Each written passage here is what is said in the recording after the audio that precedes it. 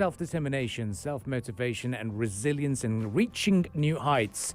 One person in the studio has been reaching and scaling loads of heights, and you cannot count them anymore. It's just countless. It's about 6 of the top 14 peaks you can imagine, and all above 8,000 meters. And we're very, very kindly joined in the studios by Naila Kiani. Thank you for joining us, and welcome to the Morning Majlis. Thank you so much for having me on your show.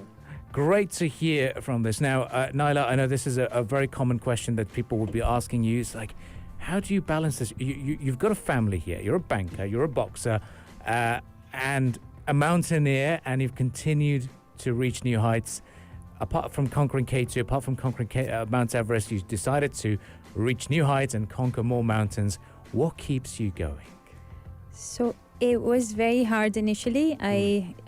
Kids, my daughter was teething. My daughter is actually quite small, 2 and 4.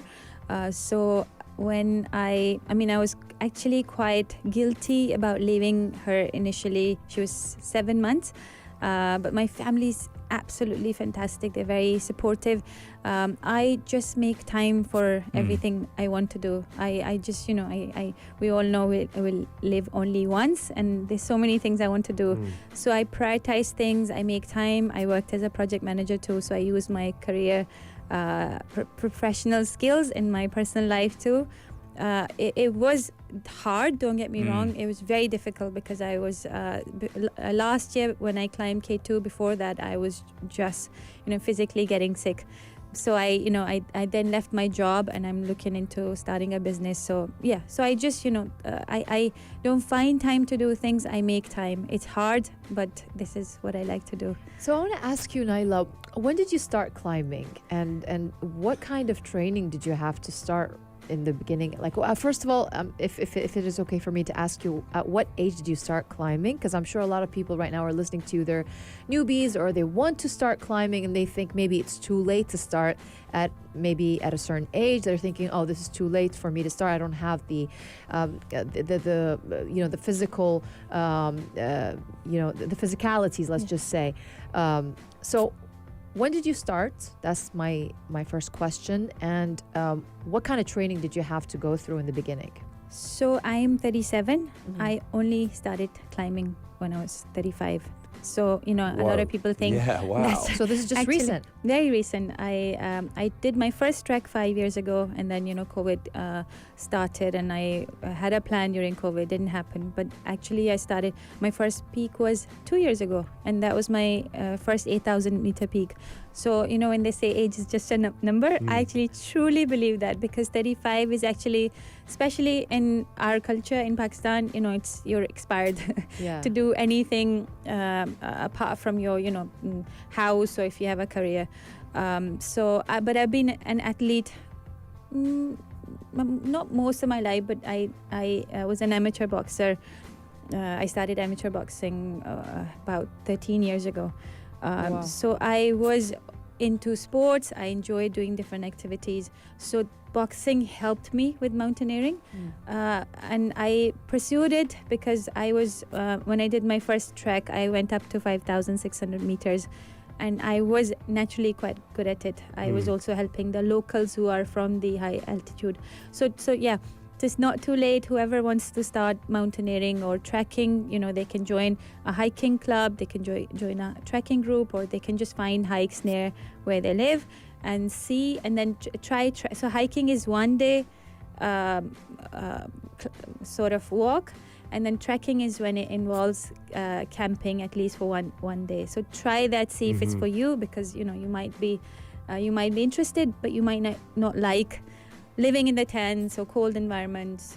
So try it. And there's so much around us. I mean, Fujairah's got some great hiking places as well. I'd like to ask you, though, you touched on the difficulties of balancing, your family life and the mountaineering life. But let's talk about how it is balancing your corporate role as well as going on these long trips of mountaineering. How has that been? Has it been easy, or have you found some difficulties there? It was very difficult for sure. And the reason why, like I said, I felt guilty even sharing this last year, for example, or 2 years ago, when left my 7 months daughter. I mean, she was in good hand. I knew she was safe. I knew my whole family was there to support. So that's why I left her.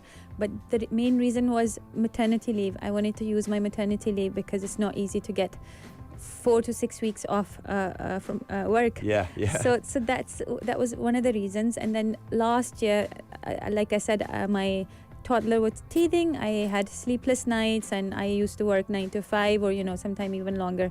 But what I did was either train during the break, lunch break, or train once my kids were asleep, or I used to take my kids to training to spend time. So I'm not taking, I was working from home a lot most of the time during that time, but I didn't want to not give time to my kids because I was working or training.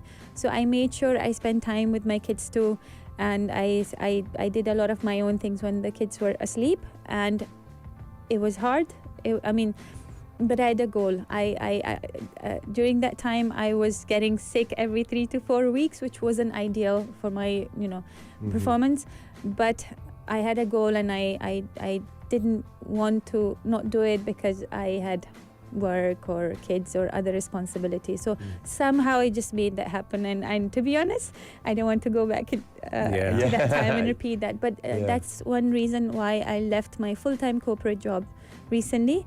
And I'm looking into starting a business, and it might be hard, but at least I can make it. I'll be flexible. I can work around my kids or training, etc. Sure, it can't be as hard as climbing all these 8,000 meter peaks. Now, I've got to ask you this, because it's not like that you trained for a marathon and you ran a marathon. This is climbing world's dangerous mountain as well, K2. It's deadly, yeah. Can we hear some scary parts? Were there any parts where you think, gosh, what decision have I just made right now? Were there any sort of very scary parts where you thought, oh my God, I could have just lost my life right now? Yes. Okay. Not exactly. I mean, I didn't think I'd lose my life right now, but I was scared a few times on this year, last year, that what if I don't go back to my children? What if something bad happens? Actually, no, I just remembered Everest. Everest is considered an easy 8,000 meter peak. It was not easy. Yeah. And especially this year because it was much colder. So because of climate change, spring wasn't as warm as it used to be, so it was 5 to 10 degrees colder. So I mean, living in Dubai, or I'm from Rawalpindi in Pakistan, it's still quite hot there. So I mean, I hate cold, but I somehow manage it. But Everest is not known for rockfall. So once we're going from Camp 2 to Camp 3, that basically means we're going from 6,000 to 7,000 meters, and we had hundreds of rocks falling down on us. And I mean, it was the scariest thing ever because I climbed K2 last year. K2 mountain is the second mountain. It's very challenging, second highest mountain, very challenging mountain, and it's known for rockfall. I didn't see that on K2 or Annapurna, on any other mountain. So literally we were, it's very hard to even walk there, but we had to, on the rope, we had to jump right, left, up, down, just to dodge the rocks. After a few seconds, I thought, this is it, I'm done. We'll all be dead. But I don't know, somehow we all managed to dodge the rocks because they were not very close to each other. So that was scary. And on top, I used oxygen on top, and I had a guide, and I couldn't see my guide was, I was the first, I don't know if you read, I was the first international climber who reached Everest this year. So it was just me and my guide, and he got really excited because usually we see this picture of Everest top with hundreds of people queue behind each other, and so he was very excited taking videos, and I thought my oxygen's running really low. So I panicked. It was 8,400 meters, I think. I panicked. I thought, this is it, I'm going to die. I think also at that height, you actually worry more than usual. And a lot of people, they hallucinate. Yeah. So I didn't see him for 20 minutes or so. So I panicked, and then he came. My legs were shaking. And then Hillary Steps is a difficult section. And I saw somebody's legs, a dead body, legs sticking out. And I thought, that's it. I may not be able to reach the top, but I kept thinking about my daughters and kept saying to myself, I actually repeated not today, not today. Today's not the day I'll die. Wow. And that's how I calm myself down. So, Nyla, summiting the Annapurna, for example, which is just over 8,000 meters, that's a lot. That's massive.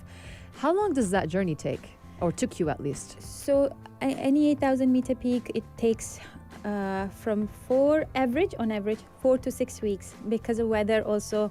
I mean, we have to acclimatize slowly. So on 8,000 meter peaks, oxygen reduces slowly. 8,000 meter, the region above 8,000 is called death zone, because oxygen is so low, we can't survive there for so long. So we have to slowly acclimatize, go up to 5,000, 6,000, sleep, come down.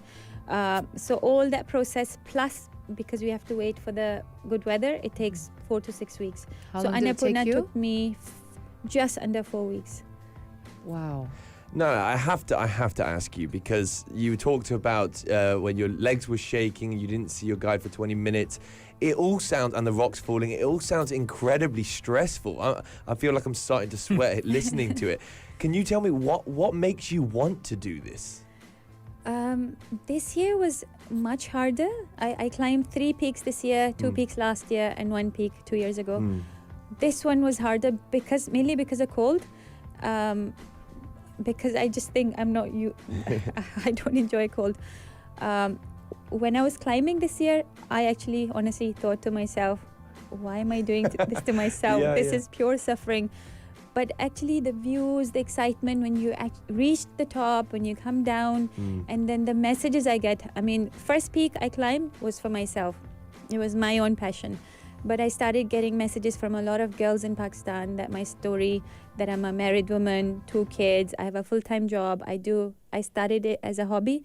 It inspired a lot of women. So that actually inspired me to continue doing it. Amazing, yeah. So that's one reason. But I think mentally, physically, I would say I'm average fit, but mentally I'm super strong. Do you think that now that you, with the responsibility of having kids as well, do you think that might play on your mind a little bit when you're doing these mountaineering trips? Having that responsibility back home, do you find that maybe it's that pressure, that added pressure, rather than just being on yourself, It definitely is. I mean, to be honest, when I climb, I have mixture of emotions. Yeah. I feel scared that what if something happens, then it will be a very selfish thing to do as a mother. But at the same time, I feel like nothing will happen. So it's very strange. I feel very strange when I climb. But I think overall, because of my girls, they're very small. They actually give me strength rather than they're not my weakness, because like I said, every single time when I was scared, every single time I thought of them and I told myself, I will not make mistake, because anything can happen there, but I will not make a mistake from my side. So I really use them as my strength. Oh, amazing. So, Nyla, you've reached the peak of the peaks, if I may say. What's next for you? So I am I wasn't sure whether I wanted to climb all 14 or not, but I want to climb as many as I can, whilst my husband has given me green light. Green light, because it usually takes me 7, 8, 9 months to get him to agree. Last year was hard. The year before was really hard. This year was also hard, but now that he's seen me, I was the fastest climber to reach Everest too, and he's seen my videos, so he's a bit more confident. So he said, do as many as you want this year, because he can't have me go away every year. This is the final year to do so. Wow. I mean, it's very interesting you brought him up as well. I just came across a fun fact. Did you organize a wedding near the base camp as well, if we're not mistaken? So I had a photo shoot at K2 Base, a wedding photo shoot. I was meant to have a wedding celebration, small one, because I mean, in our culture we have massive weddings. Exactly. Yes. And I hate the idea of big weddings and sitting in front of stage and getting pictures taken. So after our Islamic wedding, I convinced my husband to not have the big wedding and go to K2 Base Camp and have a celebration or pictures taken. He couldn't make it, but he convinced me to go. That was just before our kids, so he said it's you might not be able to go for a adventure like this after we have kids. So go now and have your pictures taken. So I had my pictures taken, and yeah. Yeah. I think we have to give a little shout out to your husband. He sounds incredible. It takes 7-9 months to get him to get approval. This is longer than any embassy would ever approve any sort of an application. Wow. How important or how incredible has your husband been to make you be able to go on these mountaineering trips? So before the expeditions, he's been very difficult. Yeah. But during the expeditions, he's been very, very absolutely fantastic. Very good support, and I mean, this year was even better because I mean, he helped me with other things that I didn't expect him to do. But I think it's very important, and my story in Pakistan got highlighted because of the fact that my family's been very supportive, because that's something that's lacking overall. I'd like to give him a shout out. Yeah. So what's his name? Let's give him a shout. Khalid Raja. Khalid Raja, thank you very much for encouraging Nyla to conquer and reach these new heights. It is an absolute honor for the country, I'd say, because you rightly pointed out the culture. And the fact that you said that you started 2 years ago, and people believe that if you hit a certain age, that's it. Your job is only to look after your household and nothing else. But you still kept it going. It really is very motivating and nice to see. And symbolic in every single way. Exactly. Literally. Yeah. Now I've got to highlight this. That you said that you're from Rawalpindi, which is very next to the capital, twin city of the capital. It's not a mountainous city. I mean, close to mountains. Who was your role model to say, do you know what? I've got to do this, and I've got to try becoming like this individual? I didn't have a role model when I started. So when I did my trek, when I went for the photo shoot, before that I watched Everest, Everest movie, and I was like, why are these people? They're crazy. They're risking their lives for just to reach the top. What do they get out of it? And I'm sure a lot of people think that about me now. But once you do it, once you feel it, once you're in nature, once you see the clouds above the mountains at a certain height, to be honest, it is very addictive. More. It was the climbers I met at K2 base camp. They inspired me to think about it. Right. And I met amazing Pakistani climbers who are unsung heroes, who they're the porters who take climbers like us up there. They take our heavy stuff. They don't get highlighted. It was speaking to them and why they do it that inspired me. So I won't say there's one role model.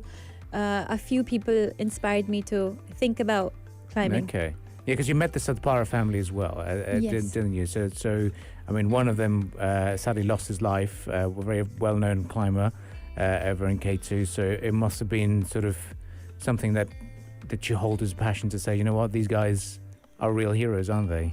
Absolutely. And a lot of them don't get highlighted until, sadly, they die. So they get fame or acknowledgement from the government after their death. So that's what we're trying to do, so that they get some sort of highlight whilst they're alive. And another highlight to remember is that you've been nominated to receive Sitare Imtiaz. Can you talk to us about how proud you are to receive it, and the family as well? When I came down from Everest and Lhotse, so I climbed 2 peaks together. Somebody messaged me, a couple of people messaged me Sitara Imtiaz. I thought Sitara means star, so I thought they were calling me star. But when I started getting the news, because government announced it through media, I was shocked, to be honest. I only just shared this news on my social media 2 weeks after the actual announcement, because I just didn't believe it. I didn't think I deserve it. I think this is what we do as a woman. Sometimes we doubt our own abilities, but it slowly started sinking in, and I'm very proud and honored that government is I think through me they actually acknowledging they accepting that mountaineering is a sport, because mountaineering does not get any promotion, highlight, nothing in Pakistan.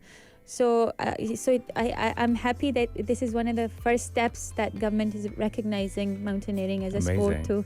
Great. Now, lastly, I'd like you to speak to the young listeners out there, young Pakistani girls as well, who'd be thinking that there's certain restrictions, cultural norms, and societal expectations that they can't pursue mountaineering, they can't pursue their goals or whatever they've got there in their mind, any field. What would your message to young Pakistani girls be today? So I always say, I mean, even me, I told you 5 years ago when I did my wedding photo shoot at K2 Base Camp, my husband said, and I also said, okay, let's just do it now. My husband can't make it. I can go alone because I will not be able to do this ever again after having kids. So these were the, how do you say the English term? The self-limitation beliefs that we impose on ourselves or society impose on ourselves. So we don't even think. We it's like a blind spot that we can't. We think that we cannot do certain thing because of either ourselves or what will people say. True. So I think we really need to stop thinking about what we cannot do. If there's a goal we want to do, if there's a passion, whether it's a career, whether it's a hobby, I think we should just go for it. And one of our problem as Pakistani women is permission from parents or in-laws or husband. Honestly, even I never thought my husband would. I'd get his agreement. I won't say permission, but I would get his agreement. But if you are passionate, just keep keep going, and you'll find ways to get your family to agree on what you want to do. Exactly. Well, I hope this has been a very motivating conversation and get everyone excited. I'm sure now we'll all hope to pursue our goals and dreams and make the most of the time that we have here in this world as well. Thank you very much for joining us, Naila Kiani. It was an honor for us to hear from you. It's an honor for me to be with you all. Very share motivational. My story. Yeah. I feel like I need to go and do something today. Climb a mountain or something at least. Yes, of course. Jabal Hafid for you to start things off with. Why not? Well, Naila Kiani, once again, thank you very much for joining us. Thank you so much. You can hear this conversation as a podcast on our pages. And thank you all for tuning in, of course, sending us your thoughts and messages on the text lines.